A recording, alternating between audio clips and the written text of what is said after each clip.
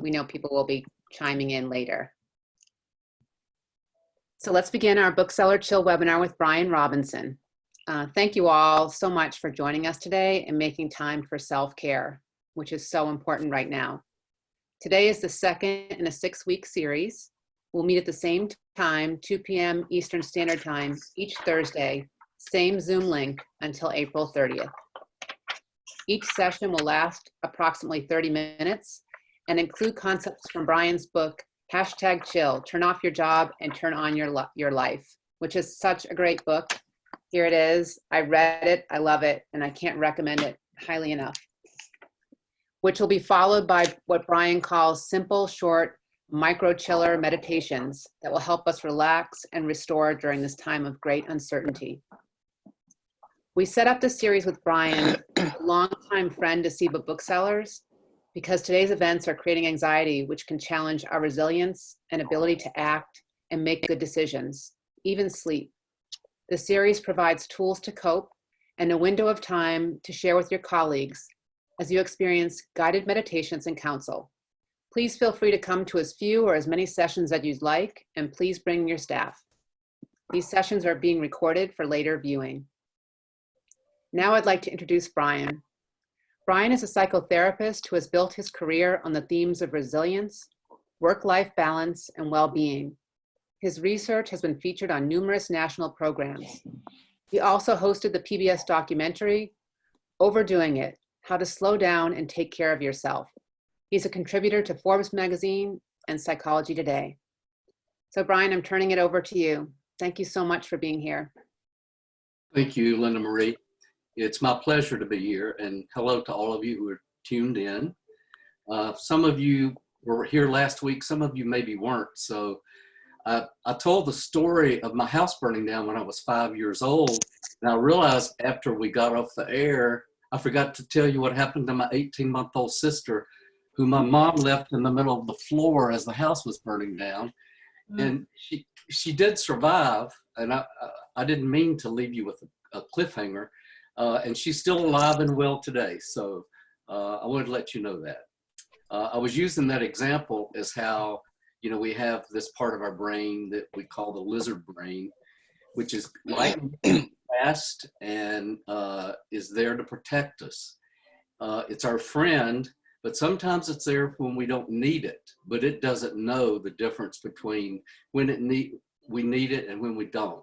So our lizard brain will overestimate threats and underestimate our ability to handle them. So in a time like we're living through now, especially if you watch too much of what's going on in the news over and over again, it can leave you with the feeling that life is ending, and it isn't. But I know a lot of you have concerns not just about COVID-19, but also the effect that it's having on your business. And I know that's a scary thing. These are real, but our power comes in what we do with that. We have, in the left side of our brain, we all have what's called the interpreter, which I'm gonna talk about a little bit. And then Linda Marie's gonna ask me some questions. But the first thing I wanna mention are the MicroChillers. And MicroChillers and #chill is not the answer to world peace or the COVID-19 pandemic, but it's a start, because it's really about how you use your mind. And if I could change the subtitle of the book, it would be Turn Off Your Lizard Brain and Turn On Your, I forgot the subtitle. Turn off your lizard brain and turn on your life, because that's really what these series are about. So I like to start and end with a MicroChiller, and the one today is called Grounding.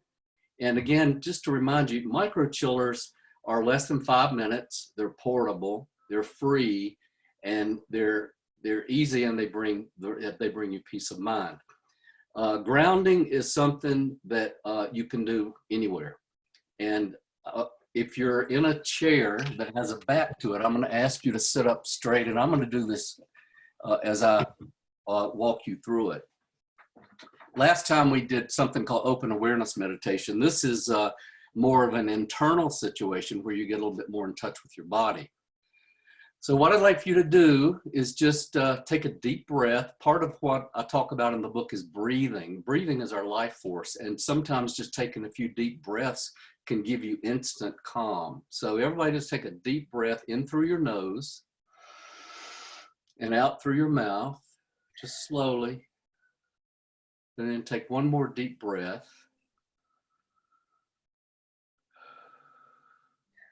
So if you're sitting in a chair that has a back to it, and put your feet flat on the floor, what I'd like for you to notice as we go through this exercise, and you can keep your eyes open or closed. Sometimes when I do these microchillers, my eyes automatically close without my even thinking of it. What I'd like you to do is bring all your awareness to the bottom of your feet and focus there, and just notice the support of the ground or the floor underneath your feet, just for a few seconds. Just focus on the support of the floor, the carpet, the ground, and just focus there.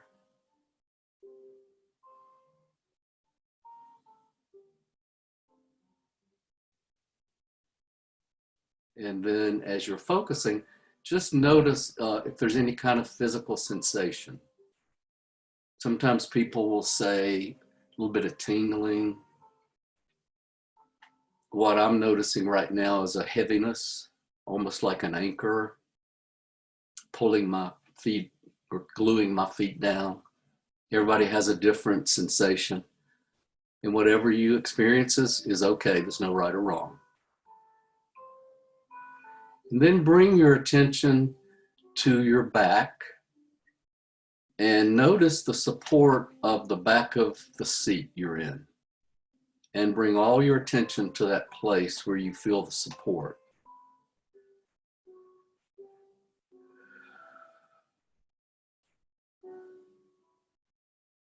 And as you focus there, again, notice any sensation.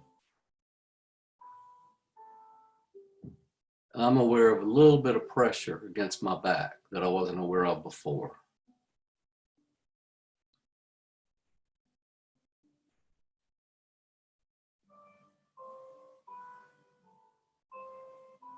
And now bring your attention to the bottom of the chair and feel the support of the chair against your bottom.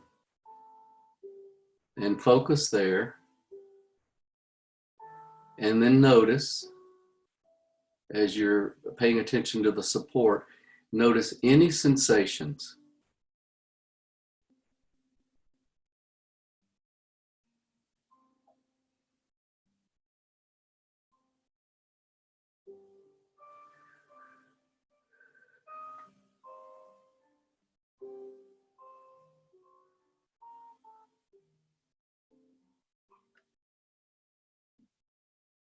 And if you had your eyes closed, you can go ahead and open your eyes, take your time. So bring your attention back into wherever you are. And I'm going to ask Linda Marie what you're aware of right now inside. I think that was the first time today that I slowed my breath and was really conscious of slowing my breath. Okay. And it was really great for me to do. Thank you. Good. How many of the rest of you feel a little calmer inside? And when we, yeah, Nikki's raising her hand. I feel a little calmer. And when we feel calmer, which is an emotion or a feeling, then we can say, so what tells me that? And Linda Marie just answered that. She said her breath. And what I'm aware of is I feel kind of anchored. And that's why we call it grounding. I feel anchored. What happens with stress and when we're living in times like now is we move into our heads. And when we're in our head, we don't always have our feet on the ground. And I'm speaking metaphorically, not literally. But we're worried about what's going to happen to my business, or what's going to happen to my spouse, or are my kids going to be okay? Am I going to be okay? Are we going to get through this? Or, you know, we're in our head. And we need to be at certain times, But this is an exercise that brings you into your body and activates what we call the parasympathetic nervous system. So somebody said she just realized how tired she is. Okay, that's good too. That's an awareness. When we connect with our bodies, it helps us become aware of, are we tired? I mentioned last week, halt, hungry, angry, lonely, tired, which is a little catchphrase. So when we're tired, we want to make sure we get some rest. And sometimes it's easing the mind that will allow us to get that rest. And when we go into the grounding, it takes us out of the worry. I'm assuming if you were all engaged in this exercise, you weren't worried or ruminating or thinking about what's going to happen. You were in that moment. And again, when we come into the present moment, we activate the parasympathetic nervous system automatically. And that is the brakes. The gas is our sympathetic. That's the worry and the fight or flight and the stress. And we always need, if you're driving a car, you need both. You can't just have the gas, you got to have the brakes so you don't go off the cliff, right? It's the same with our internal system. We need both operating. So you want to make sure you have brakes, and that's what MicroChillers are. They help you put the brakes on your mind, your brain, so you get more of a balanced picture of what's really going on. Because as I mentioned last week, the lizard brain will take you into your focus. That's what it's supposed to do, to save you in an emergency. And your heart will race and your breathing and your muscles get tight and your eyes dilate. It's getting you ready for this emergency. And when we live that way 24/7, of course, it's going to take a toll on us.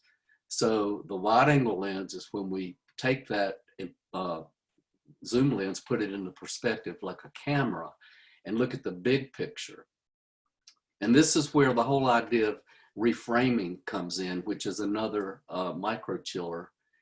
Reframing is when we make a choice about how we're looking at something.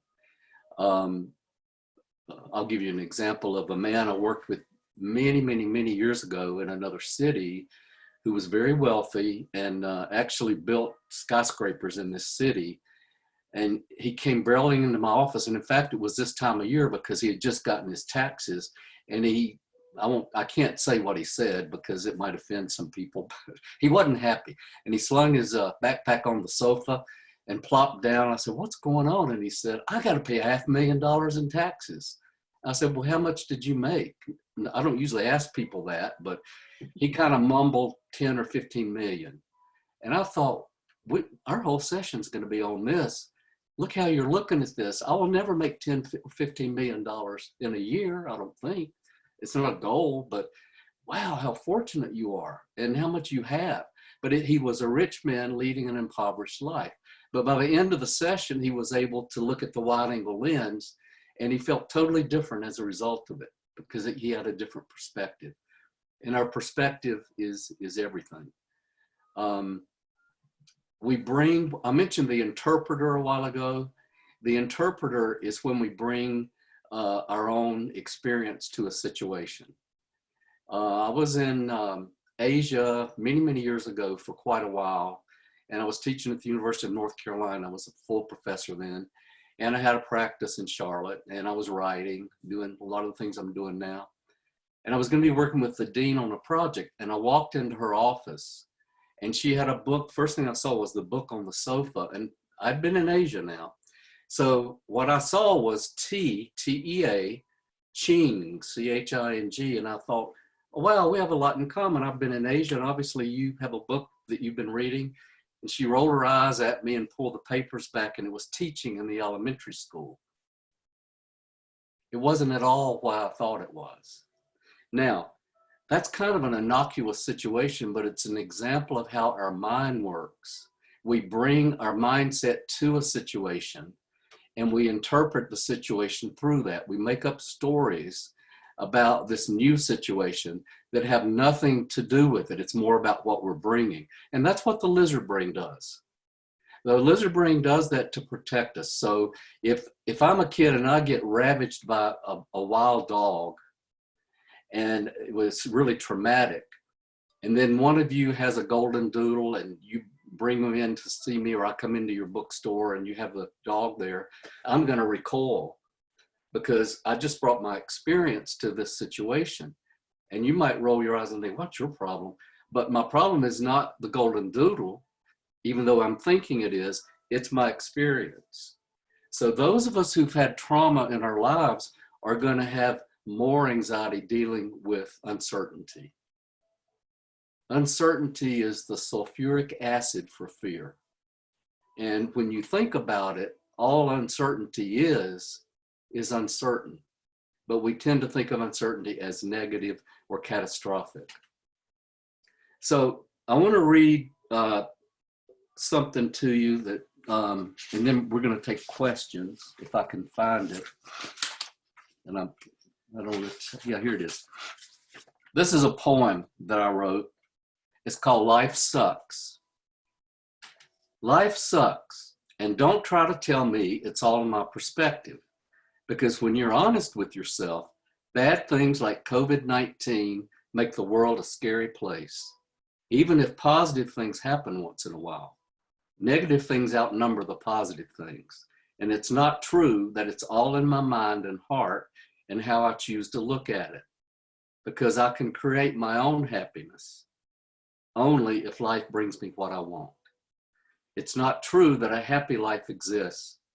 I'm sure you can agree that my perspective validates my thinking. A positive perspective is beyond my control, and nobody will ever convince me that today is an awesome day. I mentioned last time the negativity bias that we're all is built into our DNA. And again, it's the survival brain that we're going to see more the negative side of things instead of the positives. But reframing helps us flip that around. So I'm going to read the same poem from the bottom to the top.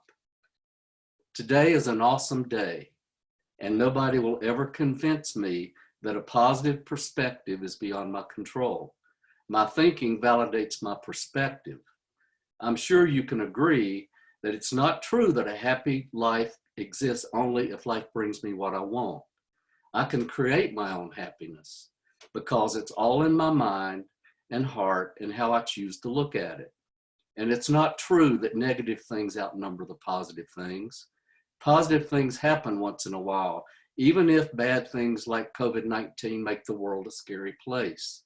Because when you're honest with yourself, it's all in my perspective. And don't try to tell me that life sucks. Okay, so one of the things I'd like for you to do for homework is just play with that. When you notice that your negativity bias is showing up, see if you can put on the wide angle lens and look at the positive side. Winston Churchill said, an optimist finds the opportunity in the difficulty, and a pessimist finds the difficulty in the opportunity. So it's powerful for us to be able to look at the upside of a downside situation, or good news wrapped around bad news. What I'd like for you to do is think about reframing, put a different frame around the picture. And now this is a challenge, but if you do this, you're going to notice a huge difference in how your mind works before I see you again. 3 positive things every day. It takes, according to the research, 3 positive situations or thoughts to offset one negative thought. So 3 a day, and they can be very little things. It can be something you're grateful for, or something positive that happens. It can be a smile. I've noticed that cherry trees are blooming here in Asheville, and I feel so good when I look at them. That's something that simple that makes you feel good. Okay, now we're ready for questions, I think. Okay. A number of the attendees today are in positions of leadership at their stores or in industry organizations, and that can be an added stress during a time of concerns of personal safety and money, because people are looking to them for direction and strength. So how do you recommend leaders deal with their stress? Do they keep it private, and they put on a brave front, or do they share their concerns to some extent with staff? How do you advise that a leader handle that? There's so many things I could say about that. But the first thing I would say is no, don't pretend like everything's okay when it's not, because people are going to know it's not true. They're going to feel, if you're anxious, they're going to feel it. The second thing is anxiety is normal right now. It's not a bad thing. Anxiety is our friend. Again, it's in our DNA. We're hardwired for it, and we need it. If you're facing a crisis, or if it's even something like, especially women, but even me, if I'm walking in a dark alleyway, or sometimes when I leave my office at night, I am looking consciously, I'm paying attention. And I need that little tiny bit of tension to make sure that there's nobody coming out of the dark. So we need our anxiety right now. It's a positive thing. So you want to be open and honest about it. But if you're a leader and you're falling apart, it's not going to help people either. So here again, there's a fine balance. You want to get your own calm together. You want to do whatever it takes, whether it's prayer or contemplation or meditation, so you can authentically be calm and look at the big picture, and then everything will come from that. But hiding it or pretending that you're okay when you're not will show itself in one way or another. But when a leader is calm, usually the people beneath the leader is calm, or people underneath that person is calm. From the people that are attending, one person asked, what does the uncertainty, when you talked about uncertainty and sulfuric acid for fear, what did that mean? They want a little more explanation. Okay, I talked more about that in the first session, but I'm happy to mention that. When things are uncertain, we automatically get scared. One of the research studies that was done in England, they separated people into two different groups, and they told one group, you're going to get an electric shock. And they told the other group, there's a 50% chance you're going to get an electric shock. The people who knew they were going to get an electric shock had less anxiety and were calmer. The people who weren't sure, their anxiety went through the roof. So that's what it means, that uncertainty exacerbates fear, basically. And now I know this is a challenge. Eckhart Tolle talks about it. The key is to befriend uncertainty in your heart and mind when you meditate or think about it. It's not your enemy, but if your lizard brain immediately equates uncertainty with catastrophe, then it's going to take you down that road. And there are many gifts waiting for all of us. It's uncertain. You don't know what's around that corner, and I don't either, but there are many gifts waiting for all of us. And again, we want to bring that little bit of balance to it. So opening ourselves and accepting uncertainty as much as you can. And I know that it's counterintuitive and it takes some time, but that's really the antidote, to let uncertainty be there, because it's part of life, but it doesn't mean something terrible is going to happen. Okay. Another person asks, and this was regarding, I think, the leadership, when you're in leadership and you're feeling uncertainty. Someone was talking to them about their role as support, but also creating space for empathy. Yeah. And they wondered if you could talk about that for a bit. Yeah. That's huge. As Linda Marie mentioned, I write for Forbes, and the whole idea of, I'm not sure exactly, I'll answer the question as I hear it, and then we can make sure it's clear. That's at the top of the list for leaders. And I get this all the time from all the big top companies all over the world, that employees want to feel compassion and empathy and cared about. That's at the top of the list more than anything else. There's also, I mentioned this to Linda Marie, there's a website called LeaderCast. If you haven't seen it, I just found out about it and I went on it, and it's a great resource. They're having a webinar today. I didn't get to go to it, but I wanted to. And they talk about what the four things are that employees need. And that's one of them, is that you care, that you're there for them, that, we're going to get through this one way or another, and we will. But yeah, putting yourself in folks' place when you're helpless and you can't do anything, that is doing something. And when people feel validated and they feel like that you see their point of view, that can bring them a lot of comfort. Did I answer that? Was that exactly what they meant? Empathy for the... Sounds like you did. Oh, good. Great.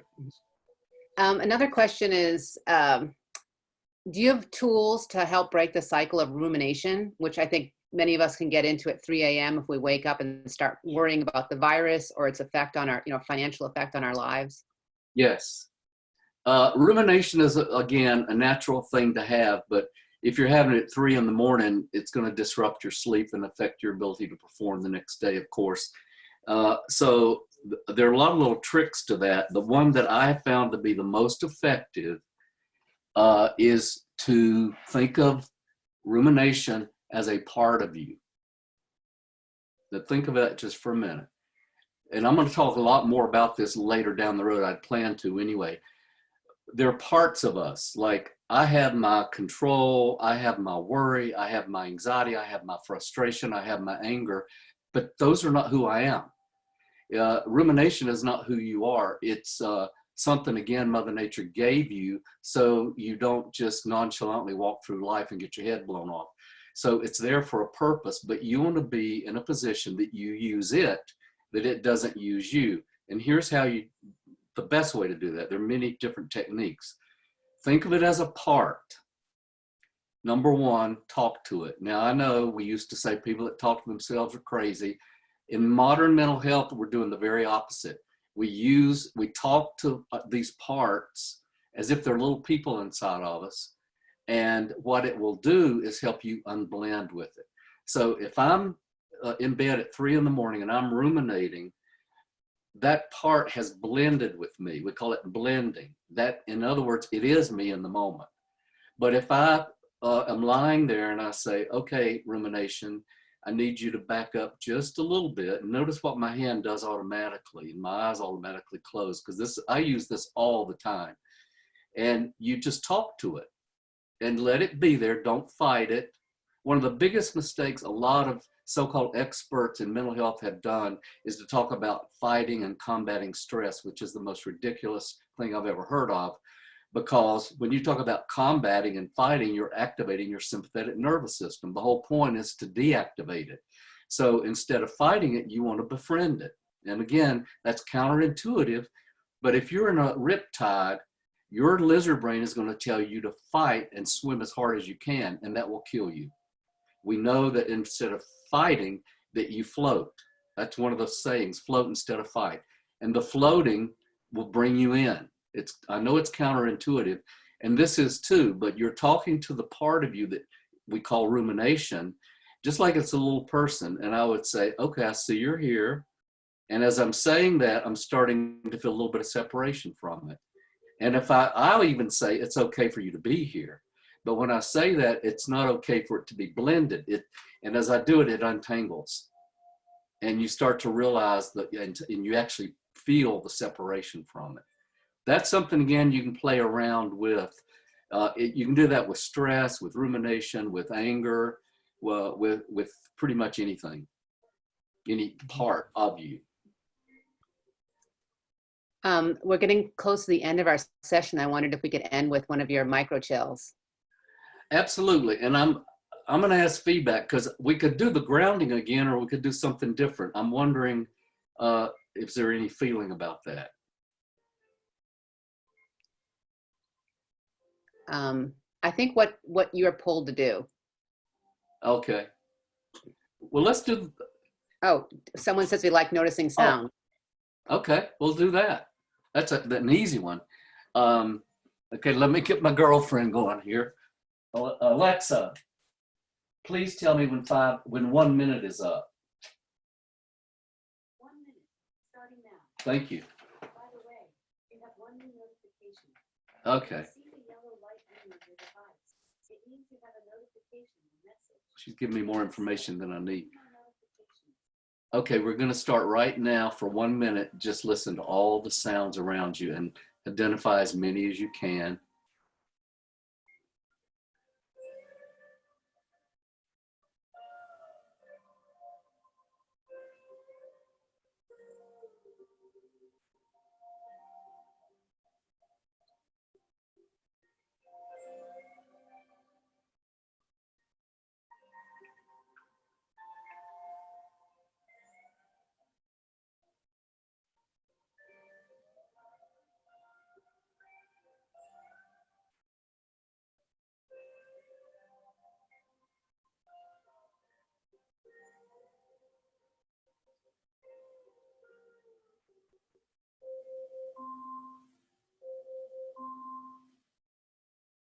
Okay.